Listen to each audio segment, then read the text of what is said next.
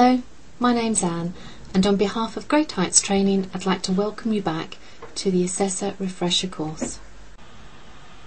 Within this session, we're going to be looking at a range of work-based assessment methods, and this will allow us to explore not only the actual methods themselves, but consider the strengths and limitations of these.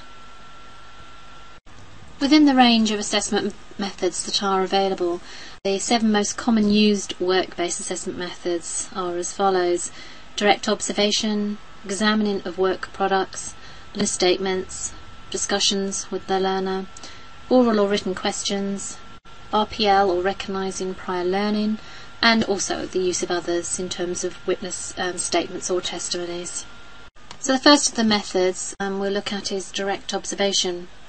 And this is considered to be the main and most authentic method of assessment, as one of its strengths is an assessment of real-life activities. So the assessor is physically present whilst the learner is carrying out work tasks, which provides an opportunity to make observation notes, write your report, also to video record or use audio recording where possible to establish the evidence in a stronger format. So it's used to assess performance, and any write-up is always written in the past tense in terms of what somebody did achieve rather than what they're actually doing at the time. So in terms of the strengths as an assessment method, it's considered a reliable view of the standard competence in terms of physically being able to do that. It's also learner-led with the task that they're actually completing, and it can result in depth evidence, something that you may not be able to capture in other methods, and it can also cover a range of criteria very simply. Also, if you have a weaker student who is not comfortable with expressing themselves in written context, then it provides an opportunity for them to show their strengths in terms of showing the skills that they do have if they're unable to actually explain what they do. But unfortunately there are also some limitations. We touched on in the last session about need to make arrangements when planning, and this is one method that obviously clearly needs to be planned in advance, particularly if there's a stated activity, if the learner needs access to equipment or a particular setting, and also needs to fit in with the needs and requirements of the company. So the learner may need to actually seek agreement with a line manager. The other thing is that any form of observation in terms of live TV, so to speak, it can be affected or disrupted by events that are beyond the learner's control. And it may be that they're called out of that situation and they may need to attend something else, so that the observation would need to be rescheduled. Another consideration is that a learner may be nervous and not be able to perform to their normal standard when under almost examination conditions. Some individuals may not really feel comfortable or be able to demonstrate the true skills. So examining work products, this can be anything that an individual produces in the course of carrying out their task. It's a more popular use is within business admin and customer service, occasionally used within social care, health and social care and other areas. So the learner brings what they have produced at work, so letters, care plans, invoices, reports, or producing something actually physically, something that they've made.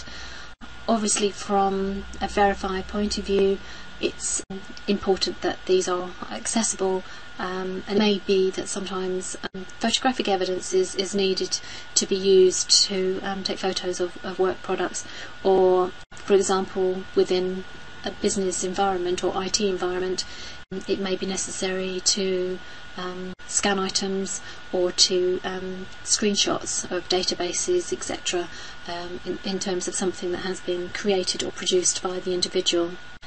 You also obviously need to make sure that confidential information is on any of the workbooks. We talked before about ensuring that there is breach with regards to the policies and procedures of organisations. But it's used to assess performance and can be seen to be really motivational for learners, as they're able to actually create products and provide evidence of something that they have done and achieved in the work setting. So the result of their learning is personal, and it does actually support reflection and development for the individual. So with regards to some of the limitations that need to be just considered, obviously we mentioned confidentiality. There may be restrictions on the use of products, and also permission. It's really important that anything that's used, permission is received in case the individuals within the work setting or the company has restrictions on how it is actually used. Normally within a learner setting, and the assurances that it's only used for the purpose of establishing what the learner has been able to achieve, then it isn't normally a problem. Okay, so the learner's statement or personal statement used to be called a reflective account or journal, and I think the context of this has changed to allow a little bit more scope. The reflective journal obviously was an individual relaying the tasks that they had completed. The learner's statement does allow an individual to also express maybe the way that they would do something. Again, we've referred previously to a situation that may not occur on a regular basis, whether it's health and safety linked, that an individual could also express how they would deal with a particular situation. So, what does this actually mean? So the learner actually writes an account of a work task or day's activities, identifying what their role was, how they approached it, but you do need to make sure the learner has the UNA assessment criteria before they start writing. Otherwise, they might write it in such a way where it's impossible for you to match it with the criteria. This can happen where an individual will go into detail but without actually looking at the requirements, the criteria. It may be that they don't actually meet many of them. So in terms of its use, it's used to assess performance. It can be backed up by observation, discussion or Q&A, but it does allow the individuals to reflect, and it provides an opportunity for them to also evaluate their own performance, which is obviously very positive.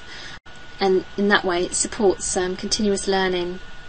It's also good for covering areas that may not be able to be observed, whether that's due to time restraints or confidentiality in terms of physically seeing something, but it does allow them to be able to cover elements. So it's good for use for performance or knowledge. Limitations that need to be considered. Obviously we highlighted it requires clear guidance. You do need to make sure that the learner understands what they're achieving. Although it is a description and a statement based around what they're doing, there may be elements that are missed out. For example, if someone was using a software package and they described the task they did, they may not consider thinking about what were the options that they had, why did they choose that particular piece of software, what were the advantages, what sort of conversation took place with other team members to ensure the quality of that particular outcome. So there are elements in the criteria that can easily be covered but may need some guidance. The other element also is if that it's not covered with the criteria, then it's very frustrating for the learner if they've put a lot of time and effort into creating a statement that can't be used fully. It can be a lengthy process for the learner if the task requires a detailed explanation, but I think the overall outcome is very positive and the individual does gain from that. Looking at the discussion, this used to be referred to as professional discussion. So the assessor and learner will have a discussion about a certain task or work product which is produced, and this is obviously in line with the criteria requirements. It's important to note that it isn't a question and answer situation. It should be open-ended questions so that an individual can actually expand and explain their input, their feelings about something, and definitely not. And no, it's not suitable to have yes or no answers within this context. It is good, however, to prompt learners to give you answers that will match the criteria you're assessing, and this allows a thorough coverage of the criteria. So this can be audio recorded or written in a report. and is clearly used to assess knowledge. So the learner can actually demonstrate the competencies in different units, and it's easy to give supplementary evidence when someone has produced something, then have a discussion. A lot of additional information can be forthcoming. It's also considered a less onerous method time-wise, and also can be used to cover rare occurring situations. It's also a good option to cover underpinning knowledge, but it does need to be agreed and arranged in advance, so there is a quiet space to be able to undertake a discussion rather than having, for example, in an office environment or in a child environment where there could be possible disruption and interruption. So if audio or video is used, it must be of good quality to be able to clarify and hear the individual. It's also essential that if you're going to be using any equipment to record the discussion, that you do check this in advance and make sure that it is of good working order before you attend the meeting. Moving on to oral and written questions. So this is where the assessor asks learner questions and the learner will obviously answer back in response. These tend to be closed questions, can be recorded or typed up. They can also be oral or written, and they're very good at using in terms of backing up other evidence, so used to assess knowledge. It's a simple method for a direct response, and you're able to support criteria not previously met. They are also assessor-led, which is positive in terms of being able to meet criteria, but also they may limit the response of the learner. They may not reflect personal working practices, but that of a colleague. If someone is just asked to respond about a particular situation, it may be through the eyes of somebody else rather than their own personal experience. The line of questioning also does need to be considered in terms of ensuring that the best response and valid evidence is obtained. When recognising prior learning, it used to be called Accredited Prior Learning APL, and now it's referred to as RPL, Recognising Prior Learning. So this is when we consider certificates from previous training that the learner has done, and these do need to be relevant to the units that you're actually assessing. You need to make sure that it's authenticated and valid. The learner needs to write a summary of what they learnt and how they've applied it practically. And this is really important in that someone may have completed a course, they may have even attended or slept through it. So it's important that individuals establish what they've actually learnt from it and how it's applied in the context of their current job role. You also need to be careful of expiry dates. For example, health and safety certificates or first aid certificates. There are certain ones that have a fixed timescale that do need to be refreshed and renewed. So it's important that you do check the dates as well in case they are no longer valid. So this is used to assess both knowledge and performance, and it supports reflection on previous learning in that the actual evidence that you then are requesting allows an individual to think about what they actually gained from that qualification. So it may be suitable for units not possible to cover in the current role, and that could be due to timing, or it could be a change of tasks that an individual has been given, but it's something that they have got a good knowledge of and have previously achieved. So obviously it can be considered a limitation with the fact that you do need a supporting statement to confirm that knowledge. It may be out of date for a specific topic. It may be difficult to obtain proof. Sometimes an individual will say that they've completed something but without the certificates, then obviously it's something that can't be accepted. So use of others, so witness testimony or witness statement. So this is a third party that gives a statement stating what the learner does, whether they believe or feel that they are competent in a particular task. You always need to let the person giving a witness statement know what you're looking for in terms of criteria, because you're not looking for a own report, you're looking for check to see whether an individual is competent in particular tasks or particular skills. You do need to authenticate the statement. This can be by requesting contact details. It can be used by asking them to write the statement on company-headed paper. It's used to assess both the knowledge and performance, and this can be from work colleagues as well as line managers. If you choose to look at a professional witness statement, this requires additional information from the witness, such as their CV, in terms of you require to have evidence of their professional status. I think the great thing about using witness statements is that the witness may have a better working knowledge of the learner, being able to identify areas and skills that the individual themselves may not have highlighted and you may not have had the opportunity to see.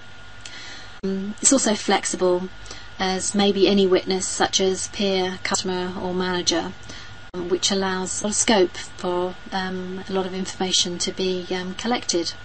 Again, you probably need advanced planning due to availability of a witness, also maybe some planning on your behalf in terms of giving some guidance. It may be that you want to structure some questions that you can ask them to consider. The other side of it is prior knowledge of an individual may lead to some bias. If someone feels personally attached to a work colleague and they obviously want them to succeed, then there may be elements that are maybe expanded upon. But you do need to ensure that the witness has knowledge of the criteria in advance to ensure that this is a valid piece of evidence that can be used. So we've considered a wide range of methods that gives plenty of scope for evidence to be collected in a variety of forms, to not only suit different situations but also to suit the needs of learners, and potentially, if you are talking about witness statements, is of the management or peers. So it's important to actually think about which method is the best approach to use. So to conclude this session, the overall choice should, however, meet the needs of the learner, but be within the awarding organisation standards of being fair, safe, valid and reliable. And obviously, in addition to this, it does need to be cost effective in terms of an assessment method of choice. Thank you for your time, and we will join you again in the next session.